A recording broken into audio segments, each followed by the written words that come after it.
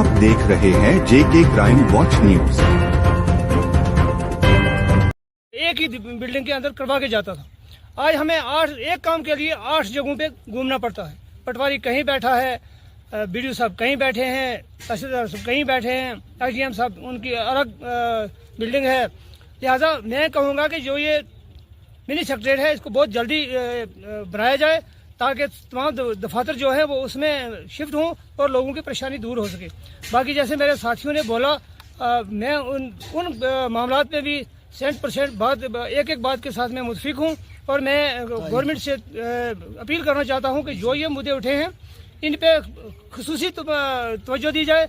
और बिलखसूस एक बात जो रह गई कि जो ये बिजली का अनशेड्यूल कंटेनमेंट है सर, जैसे ही शाम पड़ती है अगर हमारा 2 घंटे का बिजली का टाइम है, फर्स्ट में आधा घंटा और बीच में गायब और लास्ट में 15 मिनट, हमें 2 घंटे में से सिर्फ पौना घंटा बिजली भी नहीं दस्तियाब होती और कट हो जाती है।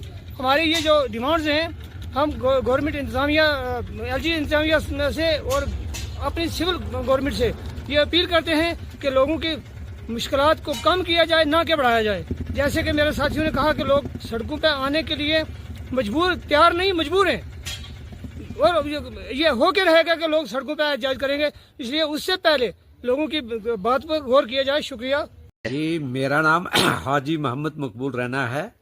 मैं भारतीय जनता पार्टी का एक छोटा सा कार्यकर्ता हूं और आज इत्तेफाक से हम कुछ चंद जो 2-3 नौजवान और मैं उनके साथ यहाँ पर हम आए इस इलाके का नशो नमा देखने के लिए। और यहाँ से मेरा विजिट हुआ, मैंने सोचा ये बिल्डिंग देखा मैंने इस पर, तो मैं इस बिल्डिंग की तरफ आया। अंदर देखा मैंने एक कमरा बना है और कमरे के सामने सहन के साथ नंगे उस बजरी पर बैठे हुए फूल जैसे बच्चे जो कल के हमारे भारत देश का फ्यूचर हैं। इन्हीं बच्चों में से कुछ बल के इनमें डीसी बन सकते हैं, आईएएस अफसर आईपीएस कर सकते हैं। लेकिन दुर्भाग्य की बात यह है कि इस वक्त हमारे दुनिया की सबसे बड़ी जमहूरियत भारत देश है और दुनिया में सबसे ताकतवर जो प्राइम मिनिस्टर है वो नरेंद्र भाई मोदी जी हैं और दुनिया का सबसे सर्वश्रेष्ठ जो होम मिनिस्टर है वो श्री अमित शाह जी हैं। और एलजी के बारे में भी कहा जाता है कि बहुत ताकतवर एलजी हैं, लेकिन अफसोस एलजी साहब आपके शायद नींद से बेदार नहीं हुए हो और आपके दौर में यहाँ थन्ना मंडी के साथ राजधानी एक इलाका पड़ता है और जिस इलाके के साथ साथ रोड गुजर रही है, अगर सड़क के किनारे पे ये स्कूल जो है इसका ये हाल है तो जो गांव क्षेत्र के अंदर स्कूल है उनका क्या हाल होगा। आज आप देख सकते हो, मैं मीडिया वालों का बड़ा शुक्रगुजार हूं, खासकर कश्मीर हेडलाइनर्स का और न्यूज़ टुडे का जो यहाँ पर मेरे एक ही कॉल पर यहाँ पहुंचे। आपने देखा कि एक बहन मेरी जो टांग से लंगड़ी है फिर भी वो यहाँ 1000 रुपये महीने पे आती है और इन बच्चों को जो है वो खाना पका के देती है मिड डे मील का। मैं यहाँ के उस्तानियों का बड़ा शुक्रगुजार हूँ जो इस ठिठुरती और कड़कती सर्दी में भी यहाँ अपने इन बच्चों को पढ़ा रही हैं। और बच्चों का विवरण मैं ये दूं आपको कि बच्चे देखे मैंने बड़े होनहार, बड़े एफिशिएंट, उनकी हैंड राइटिंग इतनी अच्छी थी कि इतना मैट्रिक वाला बच्चा भी नहीं लिख सकता है।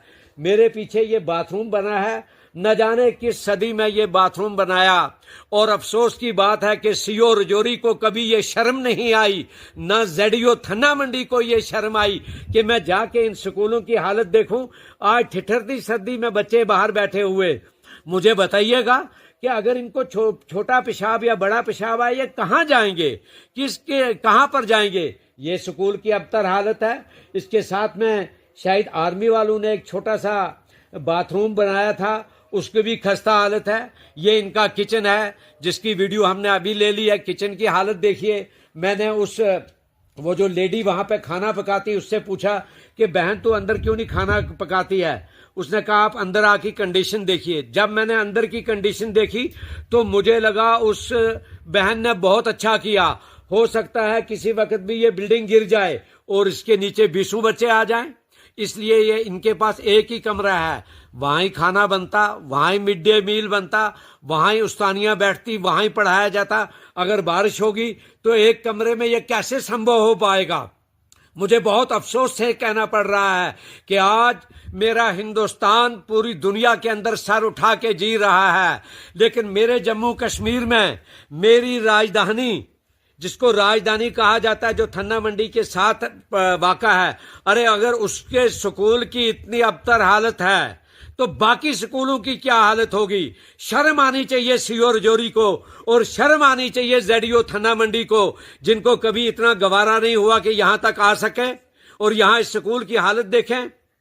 और मुझे यहाँ के जो बड़े बड़े मेरे सरपंच हजरात या ऑनरेबल मेंबर हजरात हैं, उन पर भी शर्म आती है कि उन्होंने इस स्कूल को नहीं देखा, हालांकि ये स्कूल बरलबे रोड वाक़ा है। इस स्कूल की तरफ भी ध्यान देना चाहिए।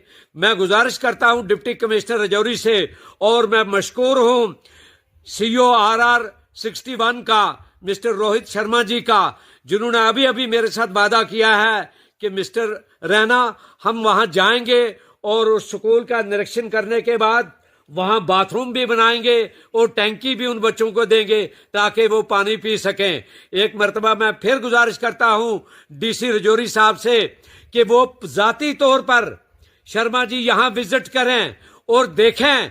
हम काश्ती का त्यौहार मनाते हैं कि कोई भूखा और प्यासा ना रहे, लेकिन अफसोस आज हिंदुस्तान का जो फ्यूचर है वो प्यासा है, उसको पानी, प्यास बुझाने के लिए पानी नहीं मिल रहा।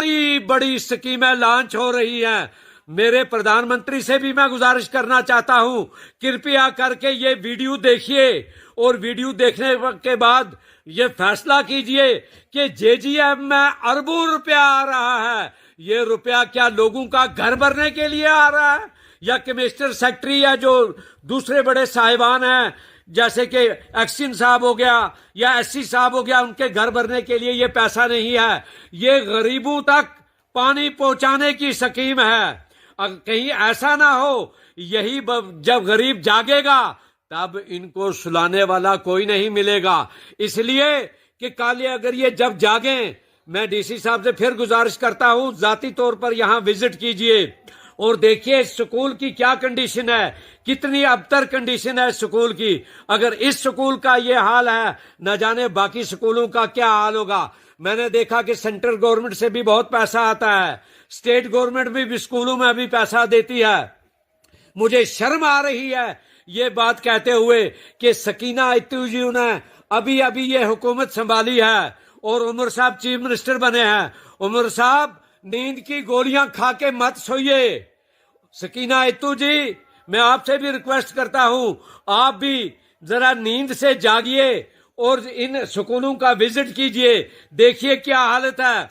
और यहाँ के MLA साहब से भी गुजारिश करता हूं, जो बड़े हार्ड वर्कर हैं और कोशिश कर रहे हैं, लेकिन न जाने MLA साहब भी यहाँ क्यों नहीं आए। मैं उनसे भी गुजारिश करूंगा, मुजफ्फर इकबाल साहब से, कि इकबाल हमेशा देर से आते हैं, लेकिन जब देर से आते हैं तो कुछ ना कुछ करते हैं। वो जाती तौर पर यहाँ विजिट करें और ये फिल फौरी ये जो स्कूल का किचन है, इस स्कूल के किचन को मरम्मत किया जाना चाहिए ताकि यहाँ पर जो हिंदुस्तान का फ्यूचर बैठा हुआ है नीचे इस फुटपाथ पर, इनको फुटपाथ के बजाय इन्हें अच्छे से टाट मुहैया किया जाए, अच्छे से ड्यूरेट मुहैया किया जाए, जहां ये बच्चे पढ़ सकें, जहां ये आराम से मिड डे मील खा सकें। शुक्रिया। जय हिंद, जय कश्मीर।